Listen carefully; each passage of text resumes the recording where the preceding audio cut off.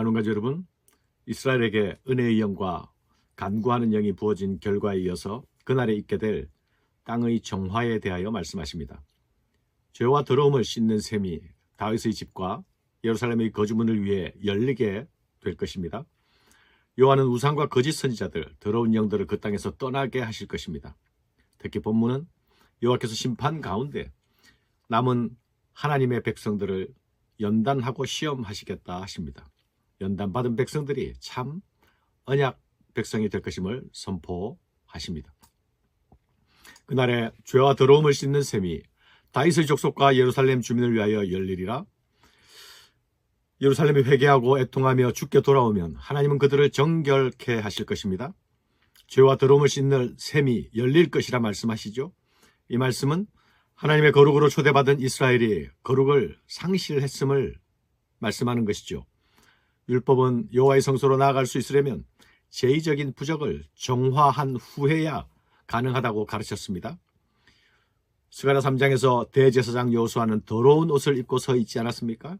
그러나 여호와께서는 여호수아에게 내가 네 죄악을 제거하여 버렸다라고 말씀하십니다.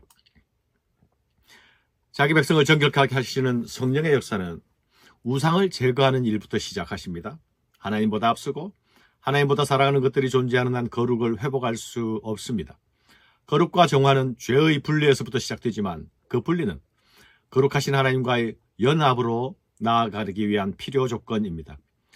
주께서 이스라엘을 깨끗하게 하시는 날이 오면 죄와 우상의 심각함이 분명하게 전하지 않은 거짓 선지자들로부터 먼저 심판하실 것입니다. 여호와 이름을 빙자하여 거짓말을 하는 자들, 그들은 그 부모가 그를 칼로 찌를 것이라 하시죠.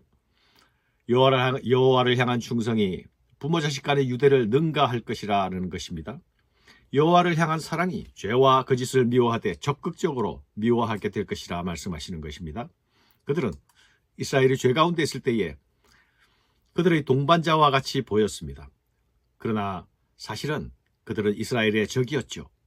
죄를 미워하고 하나님을 따르게 해야 할 자들이 자신의 책무를 던져버리고 죄악된 이스라엘과 죄의 동행을 즐겼습니다. 그러나 그날의 거짓 선지자들은 예언 중에 자신의 환상을 부끄러워하게 됩니다. 사람을 속이는 털옷도 입지 못할 것입니다. 나는 선지자가 아니요 농부라 말하게 될 것입니다. 내가 어려서부터 사람의 종이 되었노라 스스로 폭로하게 될 것입니다. 어떤 사람이 팔에 있는 상처를 물으면 그냥 다친 상처라고 변명하게 될 것입니다. 선지자의 팔에 난 상처는 바알 선지자들이 자신의 신의 응답을 구하기 위해서 스스로 자해했던 것을 연상시키지 않습니까?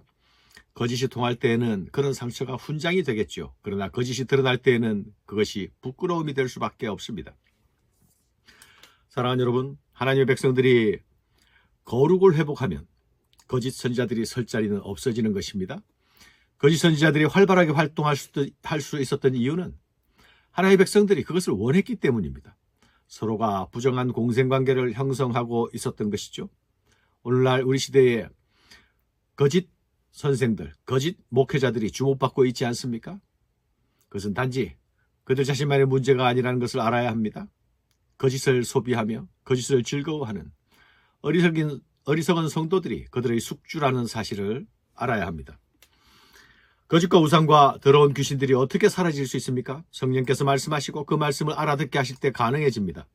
성령의 깨닫게 하시는 은혜가 있어야 말씀이 열리죠. 육신으로 성경을 대하면 성경책은 무거운 벽돌일 뿐입니다.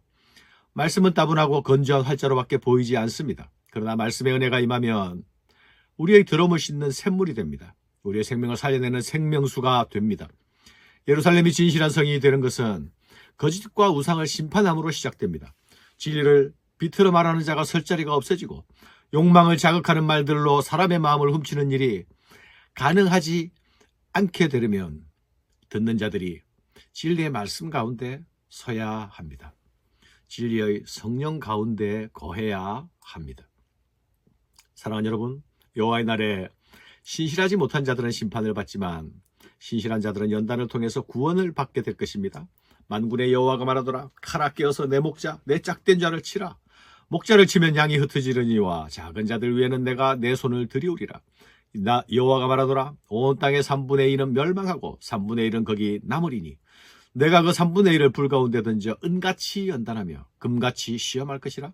그들이 내 이름을 부르리니 내가 들을 것이며 나는 말하기를 이는 내 백성이라 할 것이요 그들은 말하기를 여호와는 내 하나님이라 하리라. 선한 목자가 순환을 당하고 양떼들 역시 환난을 당할 것입니다. 하나님은 내 목자, 내 짝된 자라 부르시는 목자도 칼에 쓰러지는 것을 허락하십니다. 양떼들은 한순간 흩어짐을 면할 수 없습니다. 그러나 이 모든 것은 연단과 정련의 과정으로 작동합니다. 연단받은 하나님의 백성들은 구원에 이르게 될 것입니다. 그런데 여기서 3분의 1은 불에 던져지고 3분의 2는 불에 던져지고 3분의 1은 남은 자가 되어 연단을 받습니다. 이것은 계시록에서 말씀하는 마지막 때의 고통을 참아내는 자들과 비유가 일치하지 않습니까? 땅의 3분의 2가 삼켜지거나 불에 던져진다. 이 사실은 다수와 대세가 망하는 길로 가고 남은 자의 무리는 소수일 것을 말씀하시는 것이죠. 그러나 남은 자들은 결코 자신을 숫자로 증명하지 않습니다. 이들은 불같은 시험 가운데서 은같이 연단되고 금같이 시험을 받음으로써 그것을 견뎌내고 이김으로써 하나님의 백성됨을 드러낼 것입니다. 사랑하는 여러분, 시험과 연단은 고통 그 자체가 목적이 아닙니다. 고통을 통해 성결하고 진실하고 거룩한 백성으로 거듭나기 위함입니다. 하나님 백성다워지는 것이죠. 그들은 불같은 시험과 연단 가운데서 여호와는 내 하나님이라 부를 것입니다. 하나님은 그들의 부르심을 듣고 그들을 향해 내 백성이라 말씀하실 것입니다. 불같은 시험과 연단을 거쳐 하나님과의 언약 관계가 맺어지는 것이죠. 이 언약, 이 새로운 언약은 흔들리지 않는 신실한 언약이 될 것입니다. 감사합니다.